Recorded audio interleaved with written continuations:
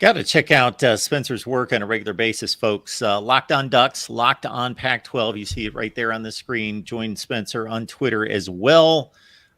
Talking Oregon defense and looking at the linebacker core. It's got a transfer portal theme to it as well. Justin Jacobs coming in from Iowa. Connor Soleil, if I'm pronouncing that correctly. Solely from Arizona State. Connor Soleil. We'll get that straight. And Spencer's here to straighten us out. Linebacker play, how are we looking there? Well, that's probably the unit that has the most room to grow. I'd say even more than the defensive line. I mean, a season ago, you had two regular players in there in Jeffrey Bossa, who struggled according to PFF, and I think with the eye test as well, and Justin Flo, who was basically, former second highest rated recruit in Oregon history. His career really got decimated by injuries, and he just never looked like his fully healthy self after he got hurt in 2021 and missed most of that season. The one game he did play healthy, he had 14 tackles and 2 forced fumbles. But after that, he never really looked like he was the guy that he was coming out of high school physically. So those two guys struggled. You had a player in there in Jackson LeDuc who, is just not a high-level Power 5 football player. You had another outside linebacker or strong side backer, whatever you want to call it, and Trevin Ma'ai, who, again, decent, kind of low-end Power 5 starter, high-end G5 kind of guy.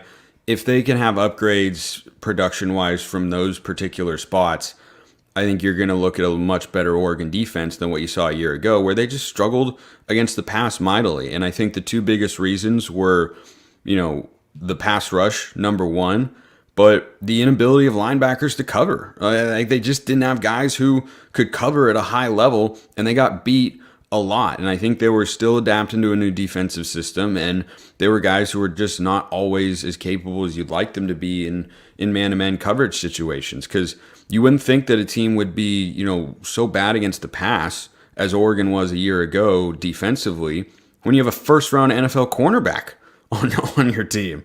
Typically, that's going to do a lot, and Gonzo did do a lot. And I now look back at it and think, wow, if we didn't have Gonzo, what would this pass defense have been? Because he takes away their best receiver, he takes away a half of the field, and still the pass defense was just not good enough. So Dan Lanning and Tosh Lupoi have to be able to call a better defense and adjust better than they did a season ago, particularly in the Oregon State and Washington games, when Washington wasn't going to run the ball and Oregon State wasn't going to throw it, and we weren't able to stop them. And that's, for a great defensive mind like Dan Lanning and an experienced and winning one like Tosh Lupoi, they, I'm sure, expect better of themselves. And Oregon fans should expect better of them as well, because those were really, really poor performances from the Oregon defense. But it's not, the sky is falling. It was year one.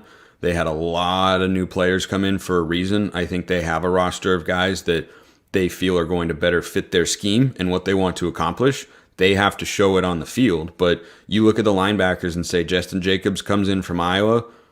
That's a guy who's got a lot of potential, has had an injury history though. So you need to have depth. You need Jeffrey Bossa to step up. You need Devin Jackson, maybe a young freshman linebacker to redshirt freshman to, see more meaningful action this year. He might be a sophomore. I don't remember if he burned his red shirt last year, but pretty highly rated recruit. You have Connor Soleil coming from Arizona State, expected to just be a solid veteran guy. But I tell you, the wild card I'd watch for in this unit, Mark, is Jamal Hill. Jamal Hill is moving from safety down to linebacker for his final year. He might have another year of eligibility. I have to double check that. But he is moving from safety to linebacker, and I am highly intrigued by what he could be there. But you look at the way Bossa struggled a year ago, Justin Flo struggled, Jackson LeDuc didn't do a whole lot for the team, and Noah Sewell was good but not the best version of himself. A lot of room for the linebackers to grow this year, but it's going to be an almost entirely new unit except for Jeff Bossa.